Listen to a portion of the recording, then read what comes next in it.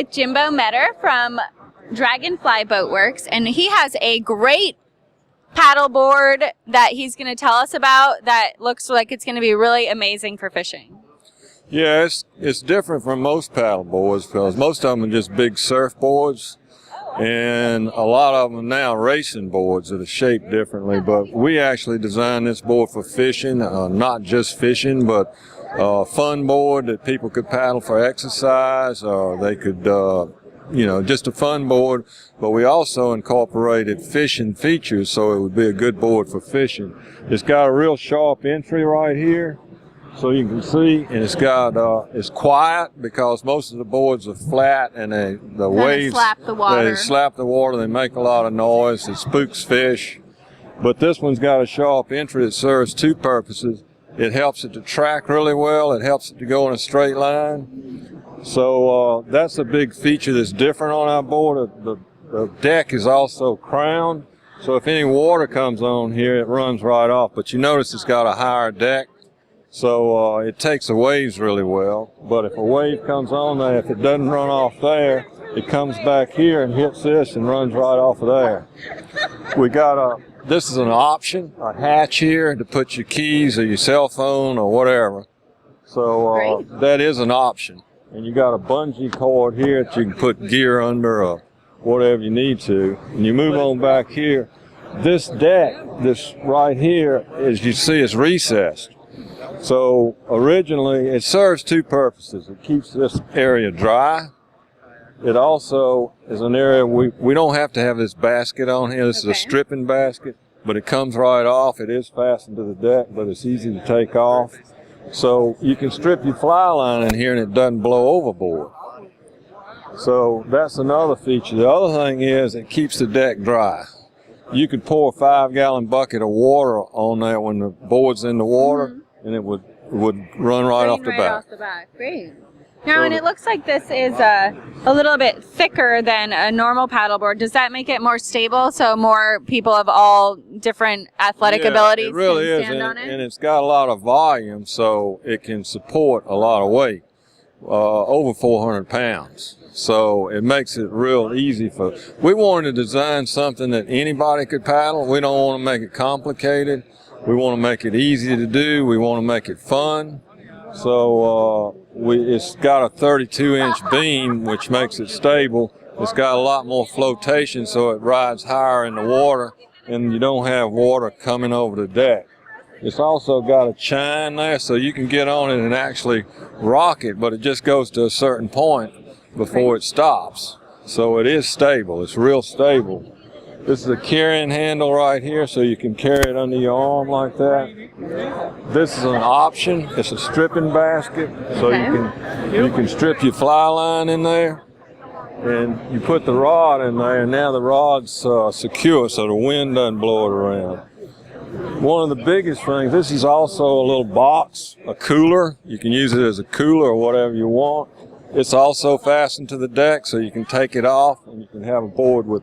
These are all accessories. Okay, and so and that's a great feature that they fasten to the deck. So just in case you do fall overboard, you're not going to lose all your gear. Exactly, and we don't want bungee cords and stuff like that on there because we want what we call a clean deck. So if you fly fishing, there's no place for your line to catch. To get caught, yeah, right, definitely. So everything there is clean. And then when you move on back here, one of the biggest things is a shallow water fin. Most fins are surfboard fins that are shaped like this, and they're designed for maneuvering more than anything else. But we just want the board to go in a straight line, and to track.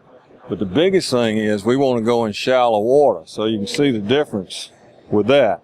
Wow. This board, you can look underneath here. Can you see under there? So we got this kind of fin on there.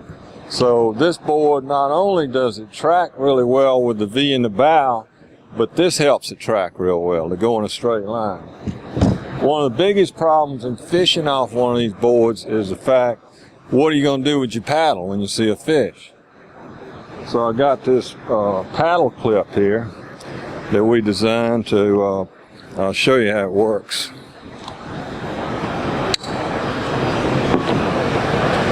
when you see a fish, you just take your paddle and pop it right in there. So now your paddle's secured.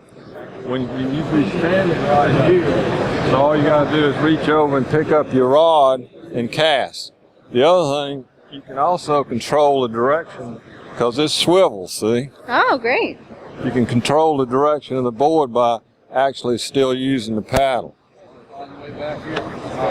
So, you know, the combination of all this is what makes it a kind of exceptional, different board. Absolutely. I've paddleboarded, and oh, good. That feature on your belt as well. I mean, putting the paddle down and then having to bend over and pick it up is definitely one of the times that you might almost tip it over. So this definitely looks like a nice, sturdy, easy way for anybody to really be able to get out on the water without having a boat. Because I've been fishing off of for about 5 years, and first I was just laying the paddle down on different boards, and I'd hook a fish. And when you hook a fish on here, a big fish, they actually towing you around, and you lose your paddle, and you got a fish towing you around, so it's a problem. Definitely. So, and how much are these retail? How much can you get one for? This board retails for $1,900, and we got a 10-foot one you can see standing here that actually we design more for smaller people or women, somebody about your size. Great. And it's easy to manage, it's easy to carry, it's light, and it's real maneuverable. So it's a good exercise board. Both of them are good exercise boards, and stand-up paddling has gotten so popular because it's such a great core exercise. Absolutely. I've had people get off the board and say this first thing they ever did, exercise their toes because they're trying to grip the board. Definitely. So you paddle? I do, yes. Yeah.